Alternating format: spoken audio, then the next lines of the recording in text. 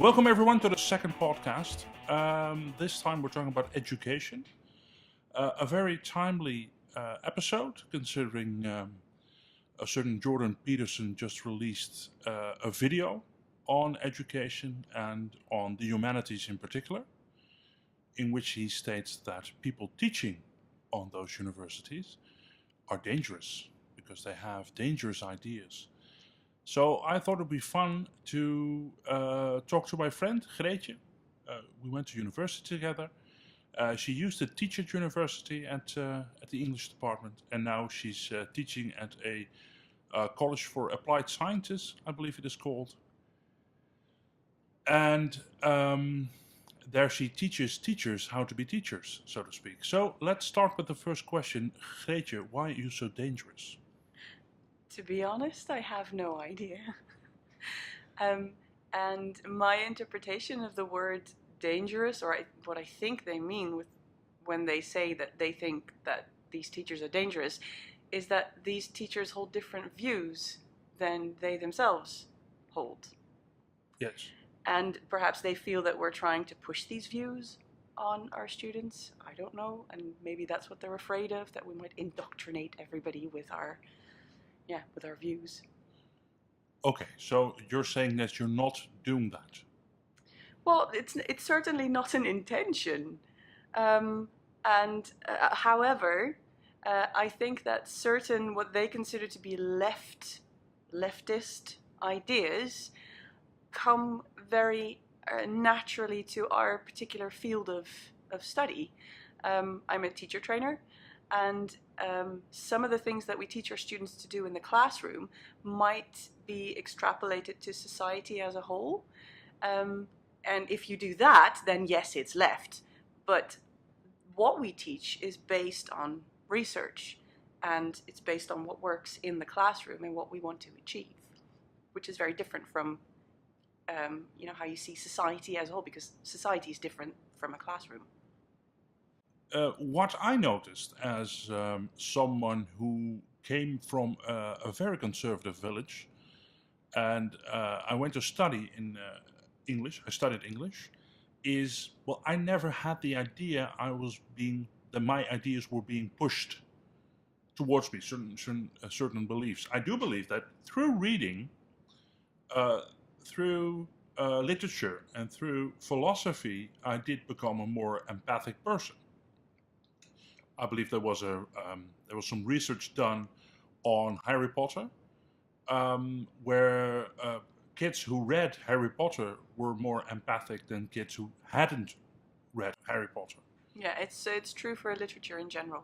People who read a lot tend to be better at considering other people's feelings and imagining what other people feel or feel like than those people who read less or who don't read at all.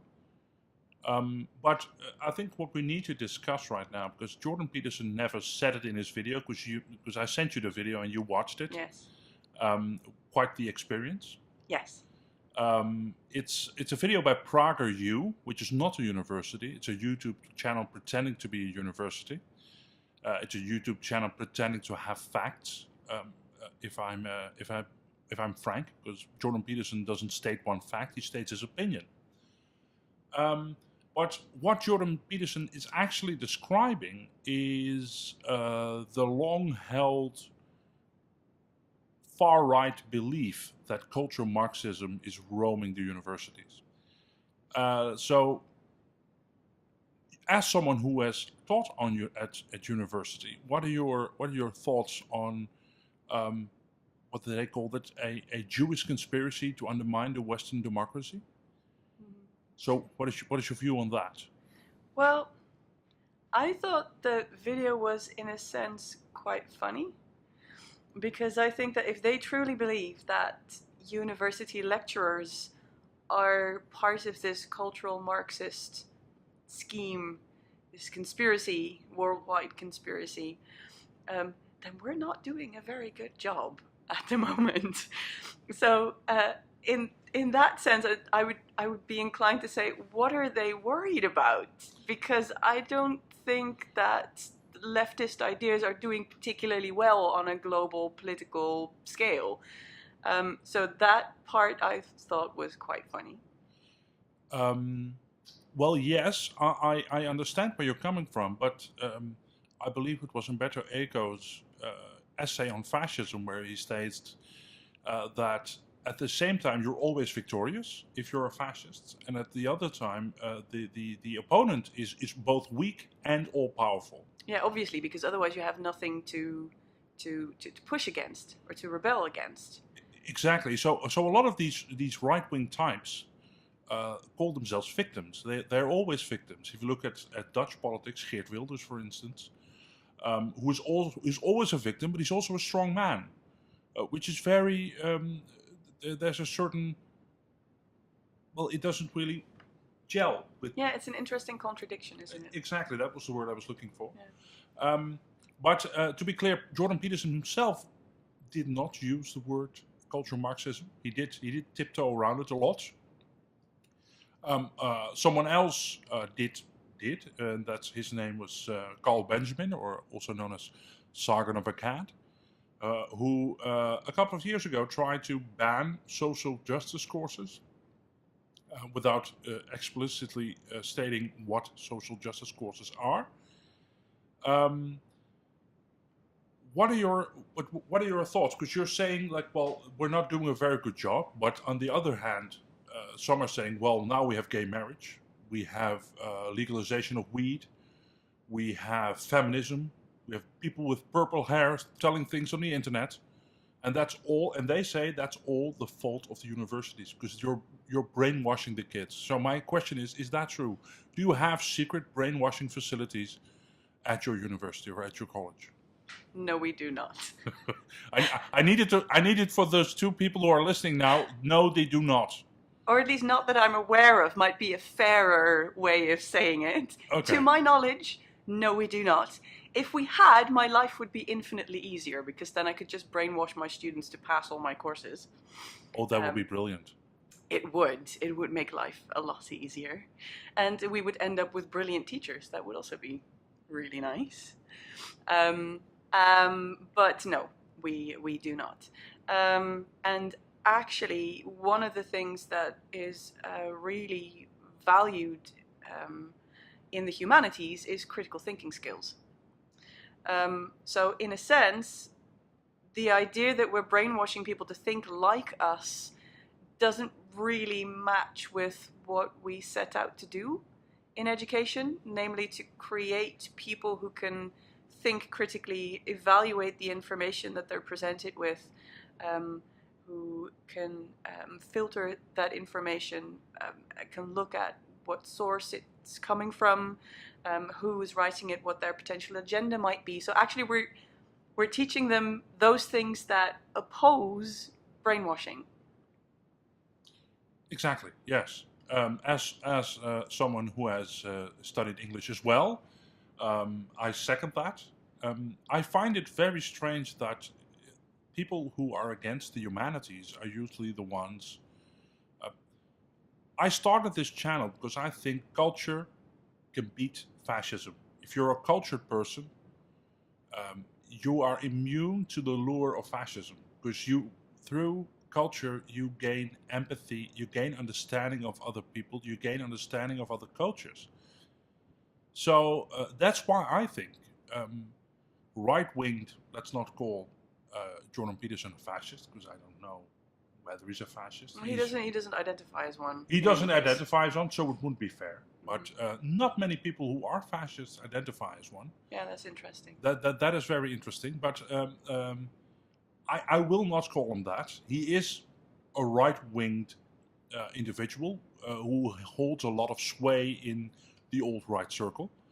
Who is also, interestingly enough, a university professor. Yes, but not in those humanities. Yeah. But my point is, they see the humanities as the enemy, and rightly so, because the humanities have an answer to fascism, which is empathy and understanding. Yeah, and also I feel the humanities not only cultivate a certain attitude of looking at other cultures, looking at other people, looking at literature and art and the things that define a society, because art is always a mirror of what happens in a society. But the humanities also focus on history and how history has shaped modern day society and what we can learn from history, and how to avoid certain horrible things that have passed in the history for instance, a certain country's political landscape, or in the history of a certain country. In that sense, so we do focus on those things that these people are not, or don't seem to be entirely comfortable with. Sometimes I see discussions on YouTube, or you see those monologues, video monologues on YouTube, and people claim, for instance, that discrimination doesn't exist anymore, and they say things that truly baffle me. For instance, things like, I don't care about slavery. I don't care about what happened in the past. It's like, how that is such a strange thing to me to say, because you don't need to care about it, but it implies that you can kind of sweep it under the rug because it's no longer important, and that I disagree with. And I think history also shows us that everything that has happened in the history of a certain society has an influence on the way that society functions now. So how can you not care about these things? In order to understand how people interact today, you really need to take a look at, how people used to interact before. I forgot who said it. He said, history doesn't repeat itself, it rhymes. And I think by understanding history, you may understand where we're going now. If you look at the current Trump administration, with them separating children from their parents when they're saying they're going to take a shower. That's one hell of a rhyme, I think.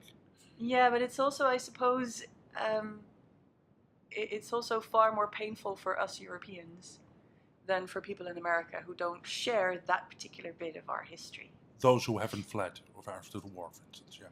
Yeah, or those who weren't conquered. Exactly. Yeah. But you make an interesting point. But to go back to why do these people see?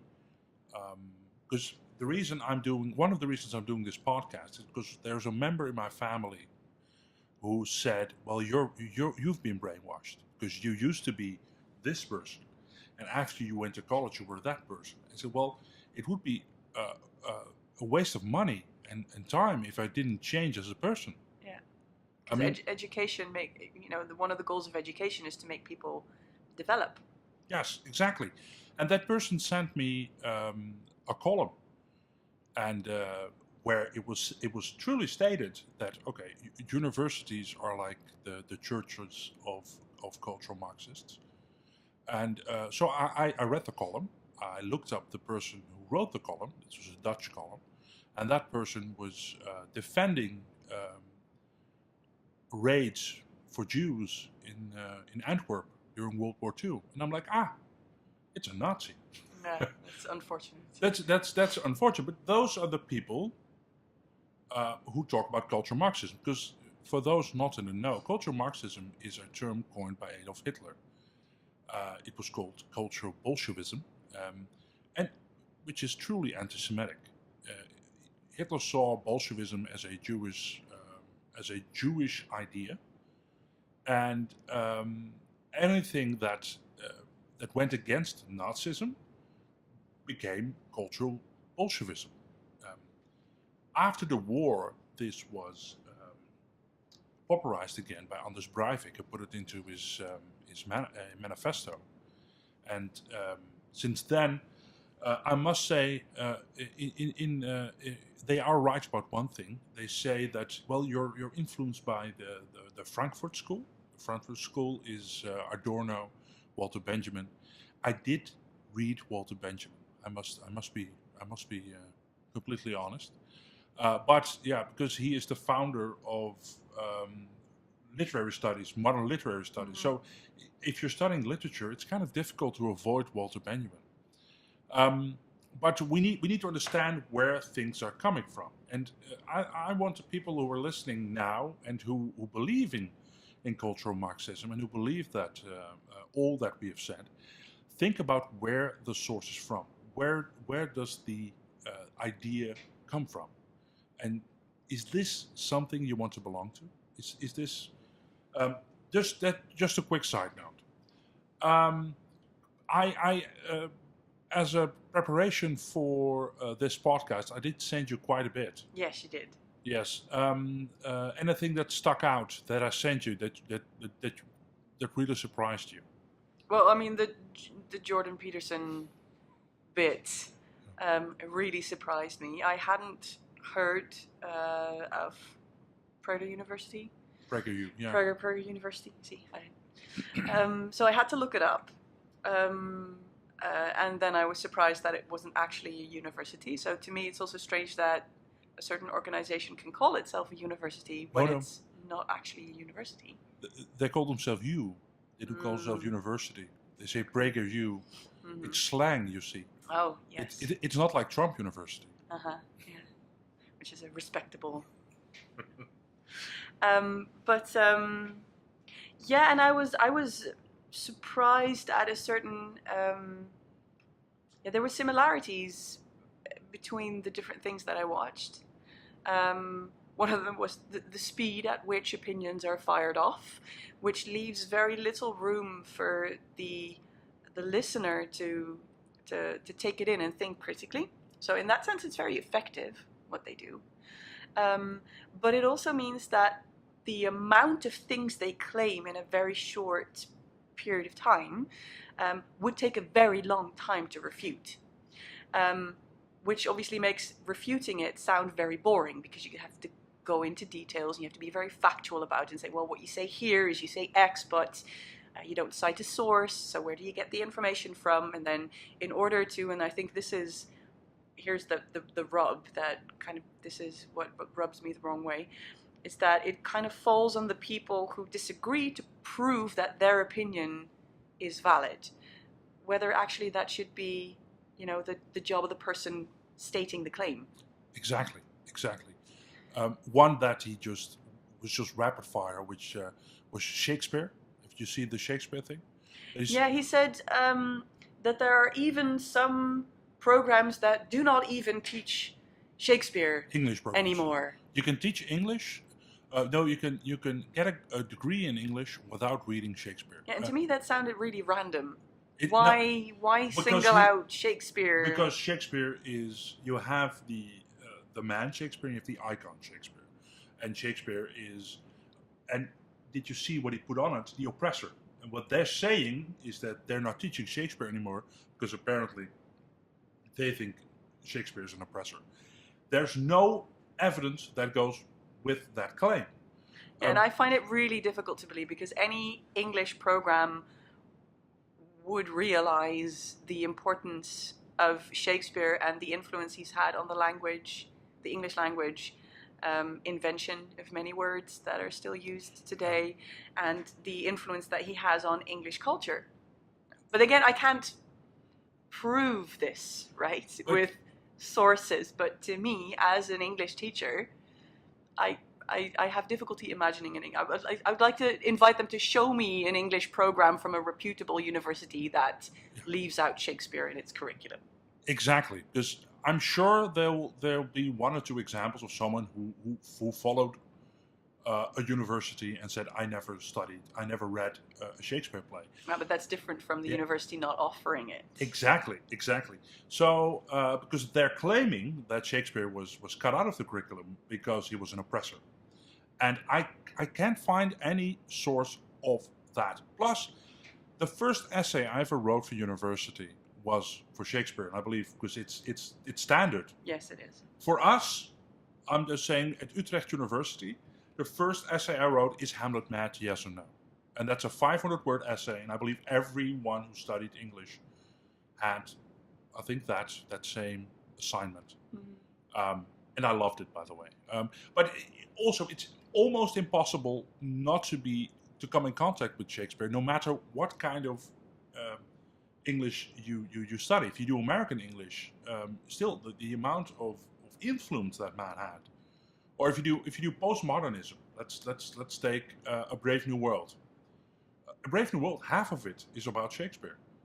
If you look at drama, I mean, it's impossible to do drama without doing Shakespeare. Yeah. It's I suppose it's very similar to. I mean, a couple of things I have to say about this, and this also shows, this is just a tiny fraction of the entire message that Jordan Peterson covers in that very brief video that we can talk about for a very long time. And then obviously critics of this conversation would say, yes, okay, maybe not that one bit, but the other 90%. So like I said, it takes a long time to pick everything apart. But I do think Shakespeare is kind of like the influence that Shakespeare has had on English literature is impossible to deny. It's the same way with, for instance, other really important historical or literary sources, one of which would obviously be the Bible.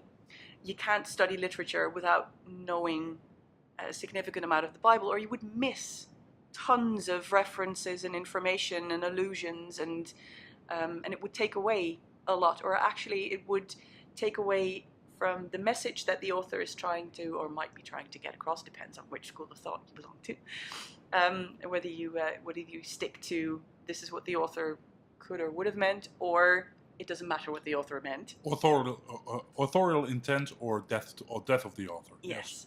But the influence of certain things in literature and culture is just undeniable. It's everywhere.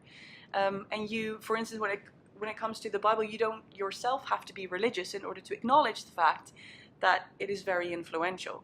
And I think the same thing goes for Shakespeare, whether you agree with how much time is spent on his work in a certain program or not, it's not possible to deny that he's had a major influence on things. And also I think a good program would put things into context. I mean, you can't take literature out of its context, but this is a discussion that we see more often nowadays, and also the dangers of taking things out of context. For instance, one of the discussions is, should we edit books that were written in the past when certain words or certain characters were acceptable or were part of the culture then, but no longer? Huckleberry Finn, for instance, yeah, that's one of the famous discussions. If you just give the book to people who have no context whatsoever, yes, that would look very strange, because you kind of have to know what the culture at the time was like in order to also understand what the book is actually, about. You can't just lift things from their historical context and put them down in modern day and expect them to work in the same way. So I have serious doubts about universities treating Shakespeare like an oppressor, because that's not the cultural, historical context of his time and his work at all. And it's also not the aim of studying literature. The aim of studying literature is indeed what you said. You look at it, for instance, one of the first courses you follow is you have Renaissance literature, and you get explained, okay, what were the ethics of the time, what were the ideas of the time, and how does this fit into those themes? Yeah. But again, like we said, this is 5 seconds of the video. Yes. And we're talking about this for like 7 minutes now. Yeah. And it's because it's just not. Please, if you have evidence of, like you said, a reputable college banning Shakespeare for it being oppressive, because he's an oppressive white man, I would love to know it. So please leave a comment down below.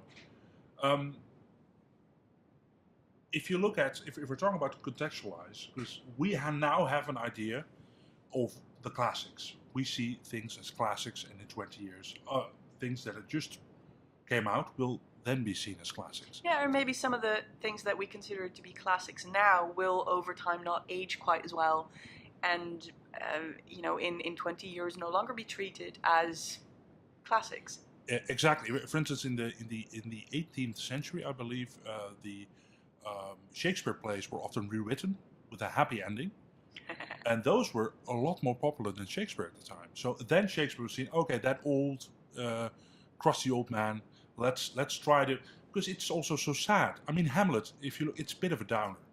So let's modernize it a bit.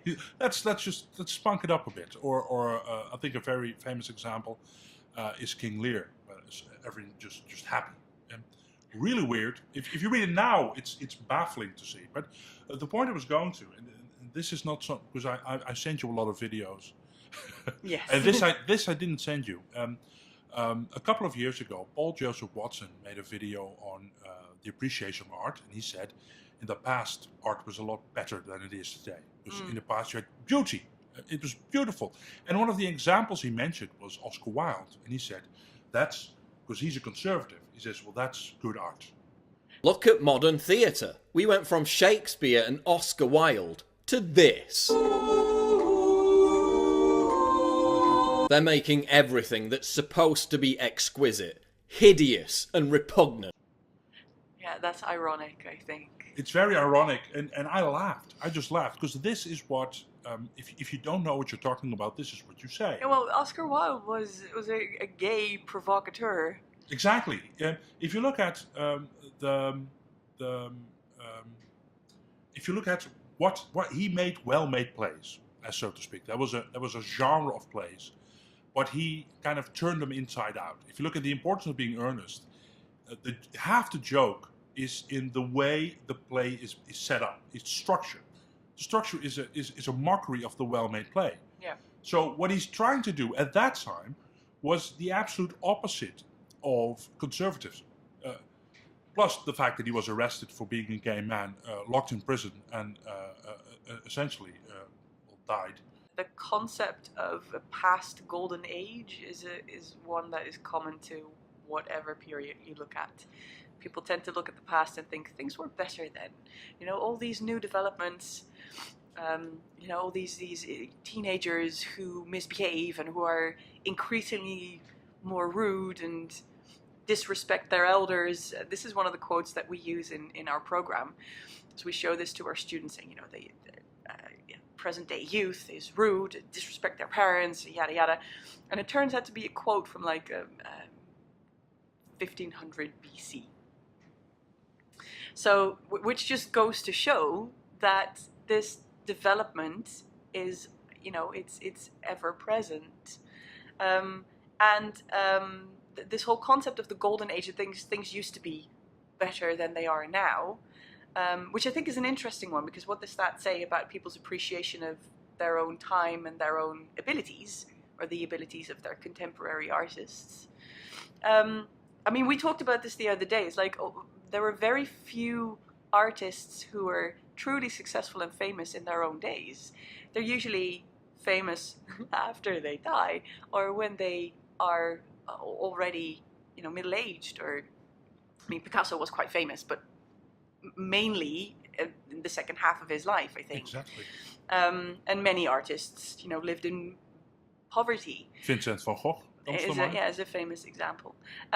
Which is also, interestingly enough, one of the main themes in the, I know you love Woody Allen, the Woody Allen film Midnight in Paris. Yes. Where they travel back in time and they discover that the people that they admire themselves yearn for a past age, and then travel back in time and think, no, I want to stay here because this is so much better than my own period. Exactly, from going to the interbellum to the Belle Epoque, etc. Yeah. Great point, by the way. What also happens is that because modern art did not go through the sieve called time. Because we're seeing all these things, and a lot of things that will become famous we haven't seen yet. Yeah. Because time will sort this out. What we see, if you look at the 1980s, there was a lot of crap music, crap movies, crap everything in the 1980s. But then again, crap is subjective.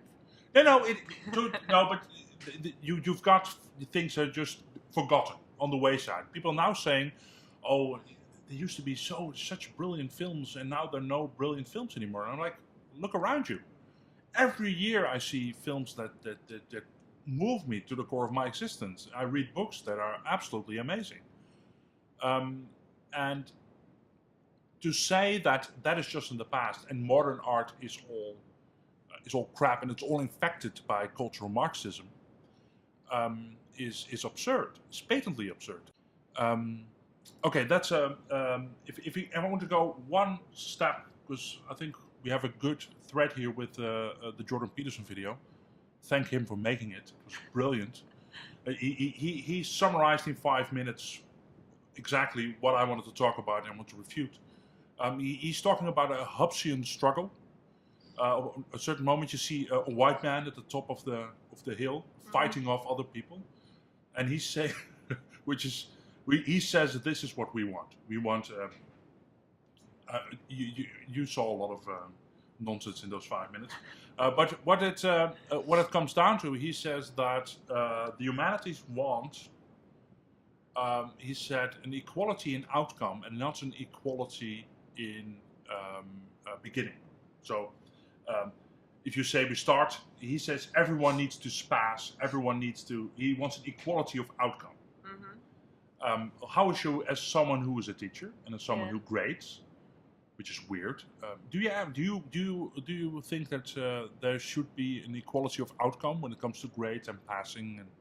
Well, the interesting thing here is that the grading systems are different between the US and Europe, because my understanding is, but again, I'm not a US citizen and I don't teach at US universities, but this is what I understood, is that in some courses, things are graded on a scale. So they take a look at who's the best student, and they compare to that. Whereas what we do here in Europe is we take a look at what are the goals that we want students to achieve, and then we set a bare minimum. And everybody needs to achieve at least that bare minimum to show that they've taken away from the course what they need to take away in order to move on and to progress and to grow. So in that sense, I suppose, in a kind of warped way, then yes, we do want equality of outcome to a certain extent, because what we do like is for everybody to be able to achieve, their best, and to produce the best product within their abilities. So in that sense, no, I would like my students to shine. I don't want them all to do the same, and it also depends on their personal situations, because some students are in a situation where they can shine and others are not in such a fortunate situation, and in that case I'm very proud of them for passing at all, and hopefully they'll be in a certain position to shine at some other time. So no, I do not agree with the concept that we want everybody to be the same and to fit a certain mold. No. I am a teacher trainer, and one of the things that we stress in our program is that no two teachers are the same. And we don't want them to be the same. We want different teachers, because all students are different, and all pupils in all the schools that we have are different. And it would be a very sad thing if teachers could only cater to one specific group. We don't want that. We want a variety of teachers so that a variety of students can connect with those teachers and grow. One of my colleagues had a very interesting way of explaining this. Is ideally we view our pupils, or in my case our students, as brains rather than people. That sounds really weird, because obviously the emotional aspects is hugely important, as I just showed in my example, that not everybody has the same opportunities due to personal circumstances. But our aim is for our students to grow and develop.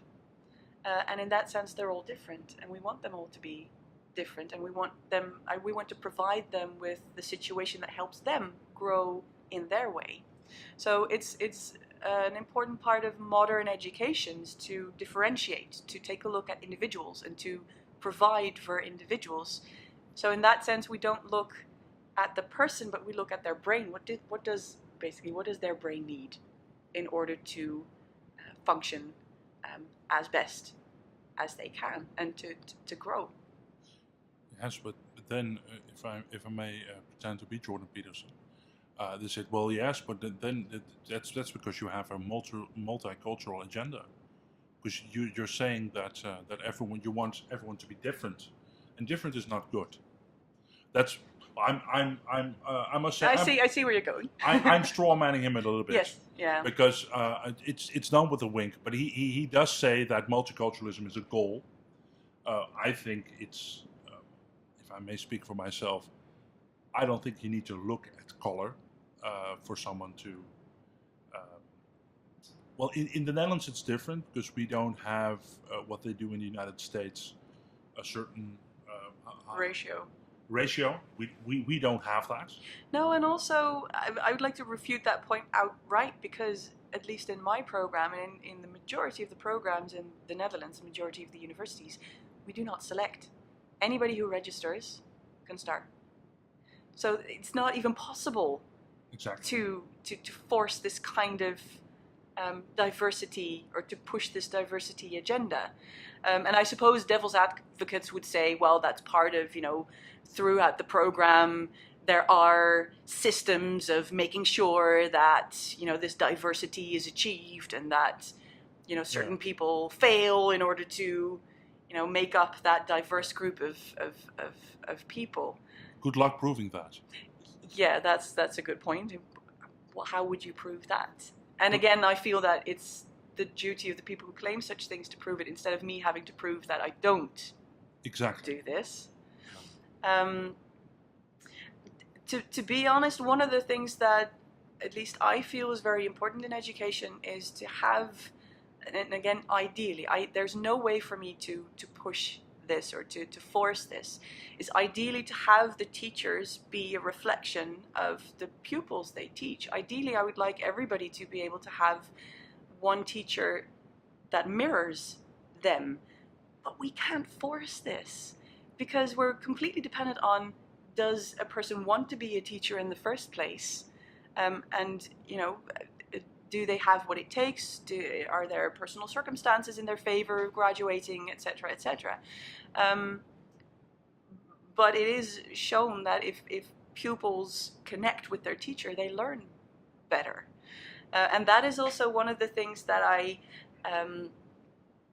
meant when we started out this conversation. That in a way, if you take a look at the classroom environment, one of the things that has been proved by a lot of research, it's one of the basics of teaching, is to create a safe environment. And I know the whole concept of safe space has been perverted to mean an environment where no critical sounds can be uttered, which is not what we mean when we say a safe environment. But that's not also what people who actually talk about safe spaces mean.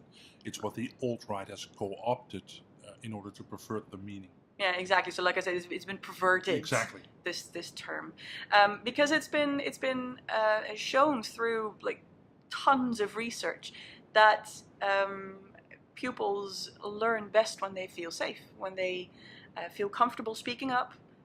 That is when effective learning happens. If in that classroom environment, everybody has the right to participate in a discussion, everybody has the right to speak up, to express their opinion, and for the others to listen to that opinion and be able to react on that opinion. So nobody should be told to shut up, or should be told that their opinion doesn't matter. So that's all part of a safe classroom environment that is essential for learning to happen. Now, if you extrapolate that to society as a whole, then yes, it's a very left thing to believe in, I presume, if you take a look at what people are saying about it. Well, I find I have a lot of problems with calling things leftist if it means empathy and understanding. Yeah, exactly. Or respectful attitude towards your opponent.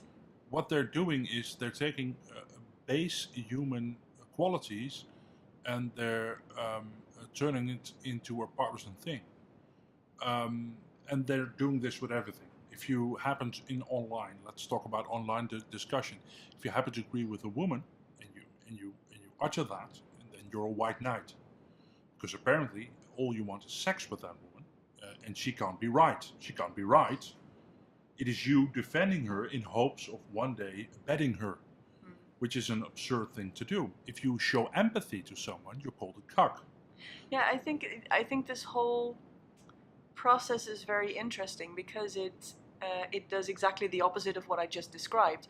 Namely, for instance, anything that I would contribute to a certain discussion would not be valuable because A, I'm a woman, B, I'm an intellectual because I went to university. Yes. With 2 masters nonetheless. Yeah, shame on me. So this is not a constructive environment for growth. It isn't. No, and it's also what you see is because they sort of perpetuate the same ideas and they reinforce each other's ideas. But any reactions to those ideas they don't react to the content of people who disagree with them. They or at least what I've seen so far is that very often they attack the person instead of the message. And when they attack the message, it's often very derogatory. So they don't really refute their opponents. They just try to, I don't know. It's like what they're doing is, and this is not, I must say, this is not exclusively a right-wing thing. This is an extremist thing. So whether you have, for instance, people who are Stalinists who do the same thing, and at first not go into the facts of the matter, not try to refute with sources, etc. But let's talk about, I think this is your motive, and your motive is not to try to have a discussion. The motive is, like I said, you want to bet her, or you're just a cock. You're all these things which do not help debates at all, or kind of assuming, like you said, the motives, assuming that everybody has a certain agenda that they want to push. Yeah, nefarious. Yes. Yeah. If I see someone calling me an SJW, I just stop talking to them, because if you use that term unironically, I think you're a moron. If you look at, let's go back to Jordan Peterson. He has no facts. All he has is his opinion. He has the right to express his opinion, but like you said, it's a 5-minute video in which 30 things are said, and 30 things of them are not backed up by anything. Yeah. And that's why, for instance, you say safe space. The reason what you described, he described as 4 people trying to climb a mountain. He said it's a Hobbesian battle, talking about nature, about survival of the fittest, etc. Which is like the opposite of what you discussed. Yes. No, and I think but this might also be true for the humanities, right? Which is also maybe why it's so easy to single out the humanities, is that cooperation, working together, respecting each other's opinion, and growing together through discussion, listening to what your opponent is saying, and either coming up with arguments to prove them wrong, or if you can't, admitting that they have a point and taking that on and adjusting your own views accordingly, is the opposite. But if I want to, one of postmodernism, let's talk about that, because what you're discussing now is in Dutch it's called standplaatsgebondenheid. What's it called in English? It's about having your point of view. Yeah, different. If you look at different perspectives, can have different truths. Let's put it that way. Yes. There's a great film, if I may recommend. If you hate postmodernism, please watch Rashomon. It's a great film by Akira Kurosawa, in which the same story is told through 3 different people. And 3 different people have 3 different perspectives of what happened. And in literature, to a certain extent, postmodernism tells stories from different perspectives, in different ways, from a different lens, which can lead to different experiences. It's also, if I may cut in, it's also one of the the classic activities that you do in the humanities is, for instance, and we do it in secondary schools in the Netherlands as well, in order to gauge how students feel about something, and also to help them grow and to become more, to be able to think about what other people might feel or how other people might see things differently, is, for instance, take this scene or take this book and now write about this particular situation from the perspective of character Y instead of the main character. How would they have seen this? What would they have felt? So it's really part and parcel of the humanities to be able to think or to put different caps on, right? To think as person X, or okay, then they would have these opinions, and person Y would have these opinions, and I suppose this is also what they mean with, or it's very typical of the humanities that we. One of the goals is to make people, or to have people be able to do this, and this creates empathy, because as soon as you think about why people do what they do, it also becomes easier to understand why it is. They say certain things or do certain things, and you become milder because you have context. Exactly. This is not the same video as I showed you, but another video, Jordan Peterson says that playing the devil's advocate in an essay is a sin. He says looking from things from another's perspective than your own is, he considered a sin. Yeah, I read about this message of his, and to me it's baffling, because it's one of the classic things to do to practice argumentation. Exactly, and it also means that your own, because he was afraid. This was based on a question by a young person. I don't know if it was a man or a woman, but I'm going to guess man, because 80 to 90% of Peterson's audience are men. And he said, how do I prevent from becoming an SJW mouthpiece, brainwasher? I am paraphrasing, I don't know the exact term. Yeah. To which Jordan Peterson says, never debate the other side, because then you start to understand the other side and you might change your mind. To which I think... Why is that a bad thing? Because maybe if the other side has a point, your opinion might not be as good as you think it is. Exactly. Obviously, this is a very leftist thing to say. Oh, yes. I think, of course, there are limits to what you can argue. I believe... And limits to what you can sympathize with. What you should argue, if you look at the Jewish question, for instance... Oh, many other questions. Many other... yes, but that's one of the major things which people are willing to discuss. Oh, no, let's just entertain the notion. And I'm like, no. Some things are just... But most, if you want to understand people better, sometimes it works to help see the things from their way. Okay, please defend why... Okay, now I'm going to say something about the detention centers again, because that's on my mind. I can't defend that. That's indefensible. But I can understand why some people voted for Trump. Mm-hmm. I can understand that. That's called empathy, because I can see, okay. Yeah, you might not agree with them, but you understand where they're coming from. Exactly. And that's what you try to create if you try to look at the other side of the coin. Yeah. Is that something you do often in your with your students? Well, we do ask them, when it comes to critical thinking, to take into account what might your opponent say. And if you want to forge a truly solid argument, you would have to refute your opponent. And if you can, then that means that your argument is a good one. If you cannot refute your opponent's claim, so if you say a certain thing and they put yes but, and then you cannot say anything about the yes but, then your argument isn't very strong. So yes, it is very important when it comes to practicing critical thinking to be able to look at things from different perspectives. If I may give the example of, because the first essay I ever wrote again was Hamlet. Is Hamlet mad? And it was a very important lesson for me, because then we discussed both sides. Because there, I think half the class said yes, he's as mad as a hatter, and the other half said no, he's faking it. And both were valid points if they were If you can back them up. If you can back them up. If you with have evidence from the text. Exactly. And of course, this is like trying to learn how to walk intellectually.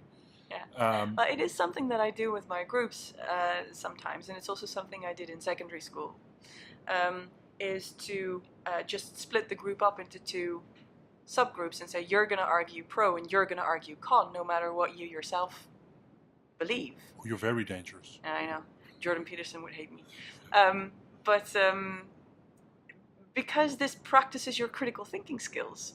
And again, thinking about what your opponent might say doesn't mean that you, in the end, turn out to agree with him. I don't see the relation between those two things. It's fear. Yeah, but if anything, thinking of what your opponent would say enables you to fortify your own argumentation. If you can. That's obviously the whole point. That's why I make my students do it, to double check, or to have them double check whether what they're saying is valid and whether they can back up what they're saying. So I think that particular bit, because I read that as well, that he said that, I think that is a very strange thing to say. I want to end the podcast with, well, the strange thing is Jordan Peterson has inspired me during this podcast. Someone reminded me that some time ago he tried to make a list of, because what he tried to do, what Sargon of Akkad wouldn't, he tried to make a list of postmodern Marxist courses. Yeah, cultural Marxist. No, well, he refuses to say cultural Marxist, oh, okay. as he knows. Yeah, you had to tiptoe around that. Exactly, he's sensitive definition. He's too afraid to use the term popularized by two mass murderers, he wanted to make a blacklist, so to speak. So, and he didn't say, "Oh, we don't want to do anything with it. We just want to make sure that less people follow those courses." And in the end, he stopped because many people said, "Well, this is fascism." But as someone who was taught at university as well, and by the way, secondary school, and now in the College of Applied Sciences, what are your thoughts about such a blacklist? I think it is interesting that he does what he opposes. So he says they're indoctrinating people, or these thoughts are dangerous, and therefore they shouldn't have them, or they shouldn't be taught, or people shouldn't be allowed to say this. And here's the rub, obviously. Because whenever other people say that his ideas or his thoughts are wrong or whatever, I mean, people are very quick to jump to, but this is my right of free speech. Exactly. That's how it became famous. Yeah, and I read about I read about the situation that you're afraid. Yeah.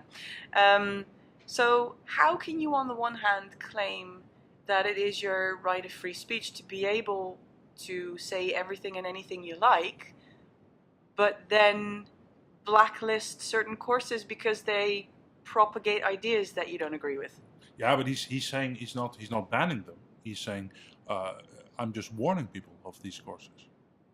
Yeah. So what are you trying to do here? If you're trying to make sure that people don't take those courses, or fewer people take those courses, then you're basically restricting their right of free speech. Mm-hmm. We're going to wrap this up.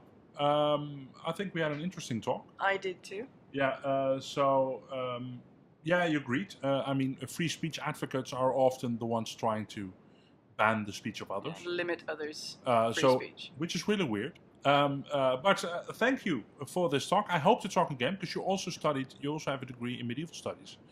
And I would love to talk to you about medieval studies soon. Yeah, I'd be happy to. Okay.